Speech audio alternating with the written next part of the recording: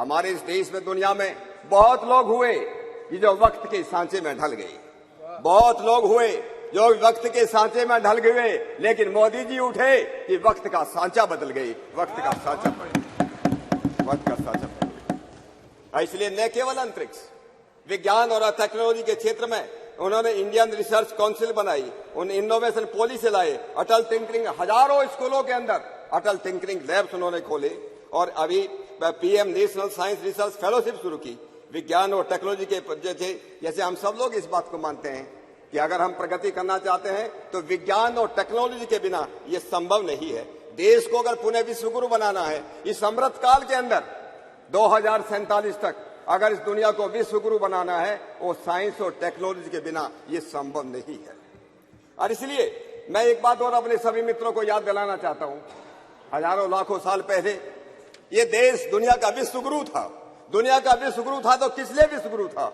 मैं जब इस बात पर विचार करता हूं, इसके मूल में केवल 3 कारण थे। इसका सबसे पहला कारण था कि ज्ञान और विज्ञान के अंदर इस देश की कोई सानी नहीं थी, इस देश की कोई बराबरी नहीं थी, न विज्ञान में न ज्ञान में। लेकिन ज्ञान विज्ञान किसी काम का नहीं अगर वो जो है भूखों को जो है खाना न दे सके, अगर वो लोगों को बिना घर के उनको घर न दे सके, अगर वो लोगों को समृद्धि का रास्ता न दिखा सके, वो ज्ञान विज्ञान किसी के काम का नहीं। इसलिए हमारा प्राचीन भारत, वो केवल ज्ञान विज्ञान तो उसके पास था, उससे एक समृद्ध देश था, वो सोने की चिड़िया थी। हजारों लाखों बाहर के लोग इसलिए आते थे कि ये देश इतना समृद्ध है।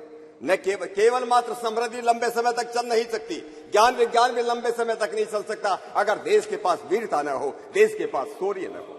ये 3 कारण थे। ये देश जो था इसलिए दुनिया का विश्वगुरु था। इस ज्ञान विज्ञान की हमारी परंपरा बहुत पुरानी, अध्यक्ष महोदय।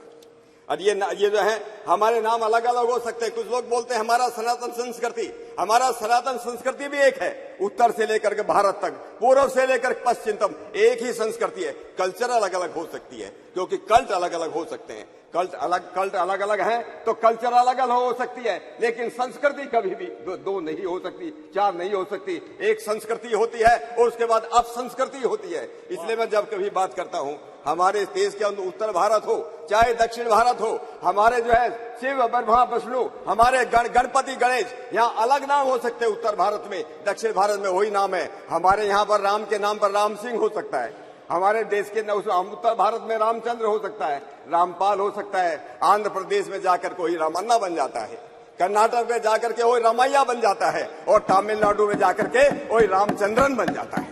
राम वही है, वही शिव है, अलग अलग उनके नाम हैं। इसलिए मैं कहता हूं कि हमारी संस्कृति, इस देश की संस्कृति एक है। कुछ लोग आजकल ये भी बोलते हैं ये आर्य संस्कृति, उत्तर भारत में आर्य संस्कृति है और दक्षिण भारत के अंदर द्रविड़ संस्कृति है। मुझको लगता है वो संस्कृति से ये लोग कहते हैं, उनको जो है इतने वो अनभिज्ञ हैं। द्रविड़ उसको कहते हैं जो वैज्ञानिक होता है, जो विद्वान होता है। हमारे देश के अंदर, प्राचीन भारत के अंदर जिस प्रकार से दक्षिण भारत के अंदर विद्वान पैदा हुए, इसलिए उसको द्रविड़ संस्कृति कहने लगे। मैं कुछ बातें आपको बताना भी चाहता हूं कि हम लोग जो हैं, जब कभी हम लोग बात करते हैं, हमारे वेद केवल मात्र यज्ञ और कर्म कांड के ग्रंथ नहीं है। कुछ लोगों की ये भ्रांति है। हमारे वेद जो है वो वेद विज्ञान के ज्ञान और विज्ञान के ग्रंथ है, और इसे ज्ञान विज्ञान के साथ कुछ रिकॉर्ड में आदरणीय अध्यक्ष महोदय आपके सामने रखना चाहता हूं कि हमारे जो है किस प्रकार के हमारे ऋषि महर्षि। अभी स्वामी जी महाराज कह रहे थे हमारे ऋषि कितने बड़े वैज्ञानिक थे। मैं कुछ उदाहरण देता। अभी मैंने कुछ दिन पहले ही माननीय प्रधानमंत्री जी को एक चिट्ठी लिखी है। डॉक्टर जितेंद्र सिंह जी भी यहाँ पर बैठे हैं, उनके डिपार्टमेंट का एक काम है। मैंने उनका कहा है, महर्षि भारद्वाज ने यंत्र सर्वस्व लिखा, अंशु बोधिनी लिखा, आकाश तंत्र लिखा। अरे आकाश में यात्रा करनी हो तो आकाश तंत्र को पढ़ना चाहिए, ये महर्षि भारद्वाज ने लिखा है। केरल में रहने वाले महर्षि अगस्त ने शक्ति तंत्र लिखा, जिसमें 32 प्रकार की पावर, इलेक्ट्रिसिटी, बिजली, अट्रैक्शन, उसके बारे में बहुत विशद वर्णन है। महर्षि शाक्टायन ने लोह तंत्र लिखा कि जमीन के नीचे भूगर्भ स्थित जो मिनरल्स है, खनिज है, और उसमें जो है आपको विश्वास नहीं होगा 3007 अलग अलग प्रकार की धातु हम किस प्रकार से बना सकते उसके बारे में उसके वर्णन है। मैं नारद मुनि ने वैश्वानर तंत्र लिखा। उस वैश्वानर तंत्र के अंदर 101 प्रकार के गूढ़ प्रकाश, इंटेंस लाइट के अलग अलग प्रकार हैं। एक 101 और 1007 प्रकार की अग्नियों, फ्लेम्स का वर्णन है। महर्षि भृगु की भृगु संहिता है, जिसमें 10 शिल्प शास्त्र हैं, 32 शिल्प विद्या है, और जो 72 शिल्प कराए हैं। राजा भोज तो अभी ज्यादा दिन पहले अध्यक्ष महोदय पैदा नहीं हुआ, 1000 साल पहले राजा भोज पैदा हुए। राजा भोज ने एक किताब लिखी है सम्रांगण सूत्रधार। उस सम्रांगण सूत्रधार के अंदर एक ऐसे घोड़े का वर्णन है कि इस प्रकार का यंत्र बनाया जा सकता है जो जमीन पे भी चलेगा, पानी में भी चलेगा और आकाश में भी दौड़ेगा। ये राजा भोज की किताब में लिखा हो। मैं आपको एक उदाहरण देना चाहता हूं अध्यक्ष महोदय। अभी 1975 के अंदर 1975 में इस सम्रांगण सूत्रधार का एक पेज इनको चाइनीज लोगों को मिला। जब चाइनीज लोगों को मिला, जब वहां पर गए, वो तिब्बत की जो राजधानी है क्या उसको लासा में गए तो संस्कृत में लिखा हुआ था, लेकिन उसको लोगों इंटरप्रेट नहीं कर पाए। थोड़ा पानी मंगवा थोड़ा सा भी। जब उसको इंटरप्रेट नहीं कर पाए, उन्होंने पंजाब यूनिवर्सिटी के अंदर एक अमेरिकन प्रोफेसर आई थी, प्रोफेसर रूथ रेयान। ये रूथ रेयान संस्कृत की विद्वान थी, उनके पास भेजा। रूथ रेयान ने इसका संस्कृत का इंटरप्रेट किया। इंटरप्रेट करके एक कॉपी चाइनीज को भेजी और एक copy Indian institute of science Bangalore को भेजी। इंडियन इंस्टीट्यूट ऑफ साइंस को भेजी। अरे बोलने दीजिए भाई। उसके बाद 10 साल इस पेपर पर रिसर्च करने के बाद उस जमाने में इंडियन इंस्टीट्यूट साइंस के लोगों ने कहा कि हमको जो इस पे सैटेलाइट के बात हमको कुछ समझ में नहीं आई, लेकिन चाइनीज ने उसके ऊपर रिसर्च किया और चाइनीज ने रिसर्च करके ये सिद्ध किया कि जो इंटर स्टेलर स्पेस क्राफ्ट की बात जो है इसके अंदर दी हुई है। अध्यक्ष महोदय, इस बात का हमको मालूम नहीं चला। मालूम कब चला? जब एक अमेरिकन वैज्ञानिक का नाम है डेविड हैचर चाइल्डरेस, उसने किताब लिखी एंटी ग्रेविटी हैंडबुक। उस एंटी ग्रेविटी बुक के अंदर उस वैज्ञानिक ने यह वर्णन किया है कि ऐसे ऐसे एक चैप्टर मिला था जो चाइनीज को मिला, इंडिया में भेजा गया। इंडिया के लोगों ने उस पर कोई काम नहीं किया, चाइना के लोगों ने उस पर काम किया और चाइना हमसे आगे निकल गया। तो मैं अध्यक्ष महोदय ये कहना चाहता था कि ये जो बातें थी कि हमारे शास्त्र, हमारे वेद साइंस के ग्रंथ हैं, और आधुनिक काल में इस बात को याद दिलाने के लिए महर्षि दयानंद सरस्वती ने बड़े दम ठोक करके लिखा, बड़े दम ठोक करके कहा, वेद सब सत्य विद्याओं की पुस्तक है। वेद में सब सत्य विद्याओं की पुस्तक है। ऋग्वेद आदि भाष्य भूमिका उन्होंने लिखी। ऋग्वेद आदि भाष्य भूमिका के अंदर लिखा कि हमारे वेदों के अंदर जो है हमारे विमान विद्या भी है, गणित की विद्या भी है, इस तरह दूसरी प्रकार की विद्या है, ये उन्होंने कहा। और उसके बाद उन्हीं का एक शिष्य, मैं एक नया उदाहरण देना चाहता हूं। महर्षि दयानंद का शिष्य, मुंबई की नगरी में रहने वाला एक पंडित, उस पंडित का नाम था पंडित शिवकर बापूजी तलपदे। और बेंगलोर का एक पंडित सुबराय शास्त्री, इन दोनों ने मिलकर मुंबई के समुद्र तट पर 1895, प्रोफेसर सोगत राय नहीं है इस समय, सबसे पहले गुब्बारा बना 1903 में, 1900 में जो बैलून उड़ाया गया 1895 से 8 साल पहले मुंबई के चौपाटी पर समुद्र तट पर एक प्लेन बना करके उसको उड़ाने का प्रयत्न किया गया।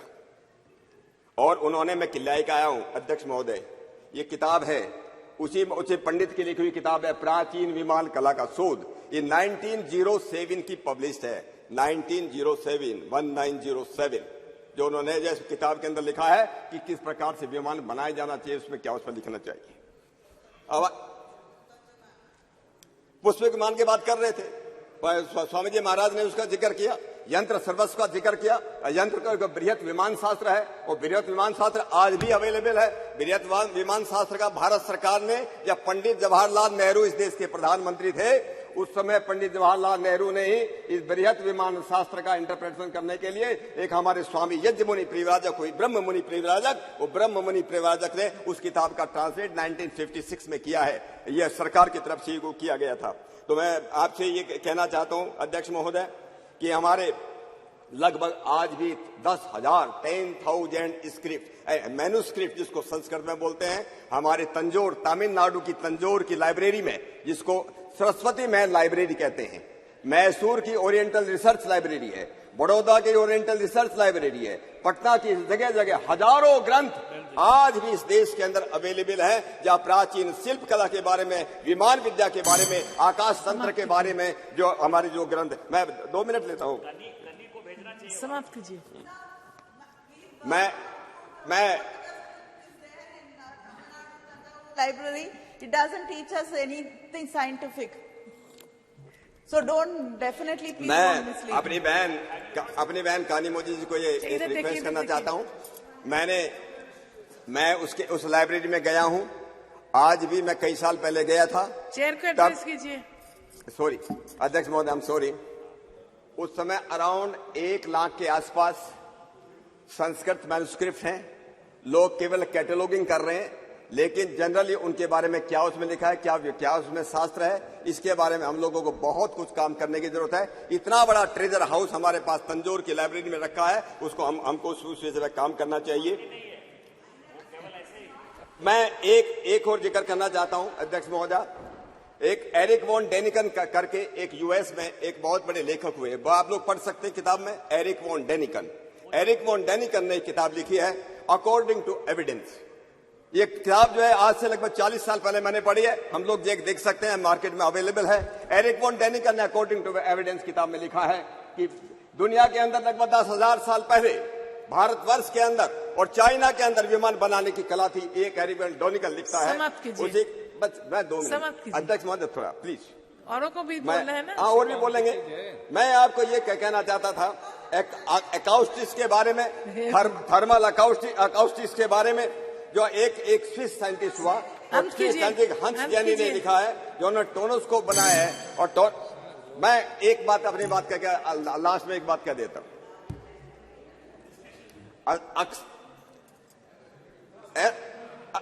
मंत्रम अक्षरम नास्ति मूलम अनोस्दम अयोग्यो पुरुषो नास्ति योजिका तुत्र दुर्लभ है। अध्यक्ष महोदय, दुनिया के अंदर कोई भी चीज ऐसी नहीं जिसका कोई अर्थ न हो, दुनिया के अंदर कोई भी ऐसी चीज नहीं जो वैज्ञानिक न हो। हम पुनः अपनी इसको मैं एक बात और जो अगर आप अलाउ करें, मैं एक बात को जो पढ़ना चाहता था, हमारे जो आपका वक्त खत्म। ऑनरेबल मेंबर फ्रांसिस्को सार्डिनो साहब।